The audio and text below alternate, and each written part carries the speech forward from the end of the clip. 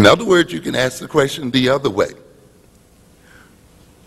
What would happen if we educated 80, 90, or 95% of black students, of Latino students, who are the majority of the New York City population now, if we educated them in such a way that they could score as well or outscore white folk? Ultimately, then, that would mean that we as people would replace white folk in the New York City occupational structure. At this point, you would probably see some racism in this town that you thought did not exist. It would be at this point that blatant racism would rise again, to the point as it happened in the South, where people would say, well, I don't really care what kind of educational background you have and what kind of qualifications you have. This is a white man's job. And this is for white folks first. But you see, we don't have to get to that nasty scenario because we drop out before we what? Get there. So it saves the city and it saves the nation some very nasty racial confrontations.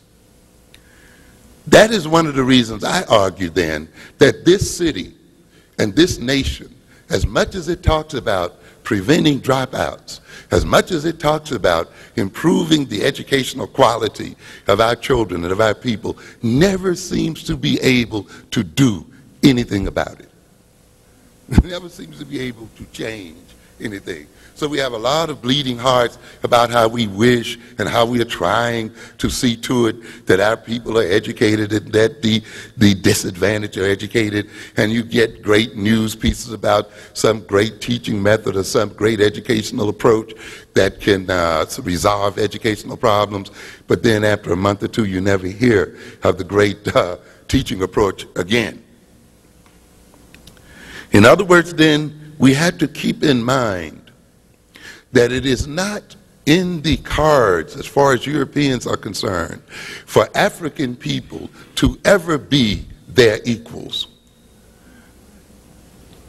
As much conversation as you hear about equality and about, multiculturalism and all of the other stuff you hear floating in the air, the essential thing is that Europeans and whites have no intentions of moving African people from the positions of servitude, and they have no intentions of giving up their power to regulate our opportunities as a people and to regulate those opportunities in their own interest as a people. The other thing that we have to look at too is the fact that we as African people, we are a very moral people, you see. We are really moral. People talk about so-called criminality in the African community. But when you really look at us as a people, we tend to be very moral, and we tend to think that people should do the right thing just because it's right.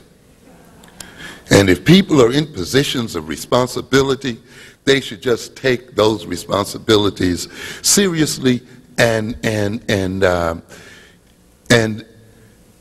do and act toward those responsibilities in an equitable manner without regard to race, color, or creed. But this is not a reality at all. When you look at the reality of life, people belonging to different classes, people having different social, political, and economic power operate in their own class interest. No matter how moral it may be, and no matter how moral it may sound, there is no way that the Europeans who have the economic and political power and the advantages that they have today are going to voluntarily give them up to you as African people in the name of some kind of moral principle or in the name of Christianity.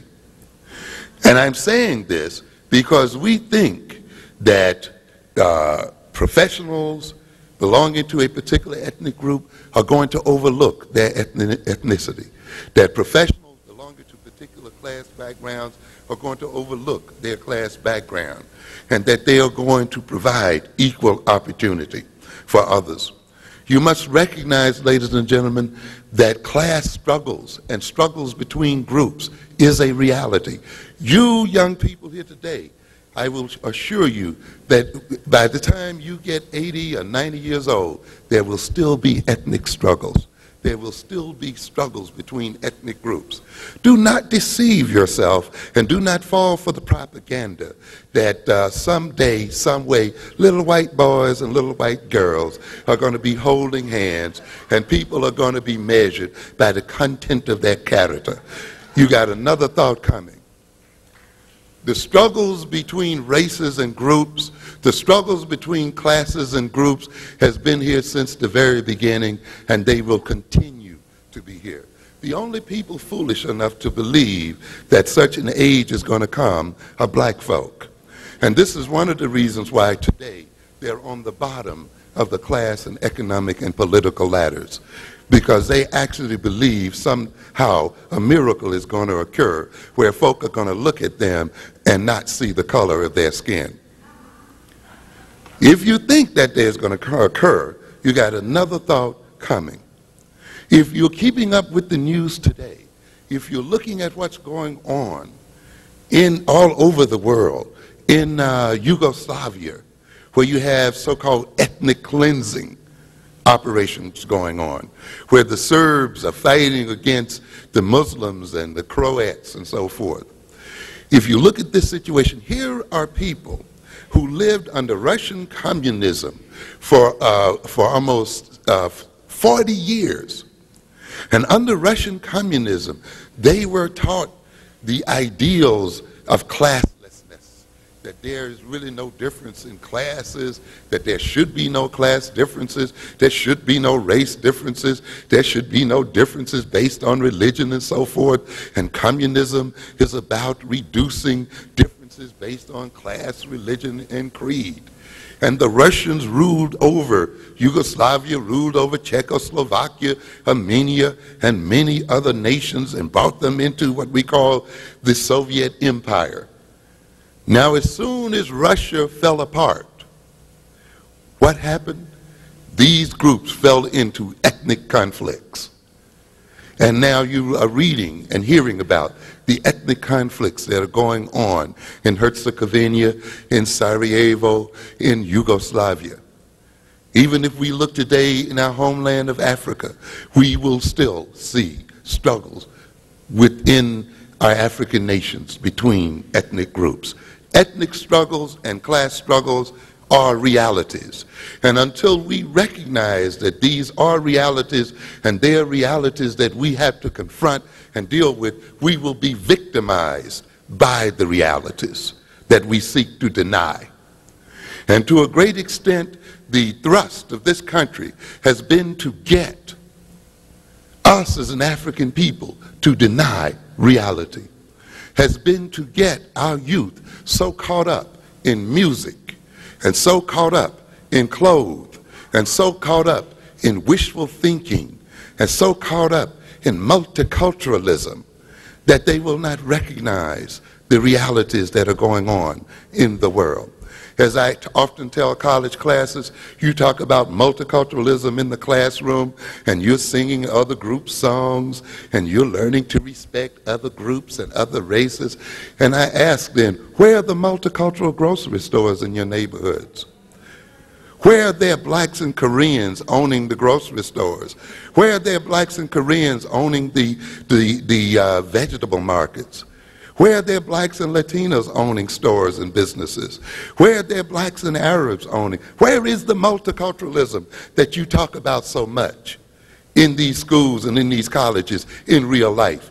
When you walk out of these doors and you're taught by multicultural teachers, you're taught by white teachers, and you're taught by teachers from other ethnic groups, but when you walk out of that door, you see essentially one group of people, one group of ethnic people owning your neighborhoods, owning your vegetable markets, owning your businesses, controlling your community economically. So the reality of the school is not the reality of the world. The glorious sounds of Martin Luther King's speeches are not the realities of the world. And you must come to terms with the realities of the world. And the music that you hear and the hip hop and the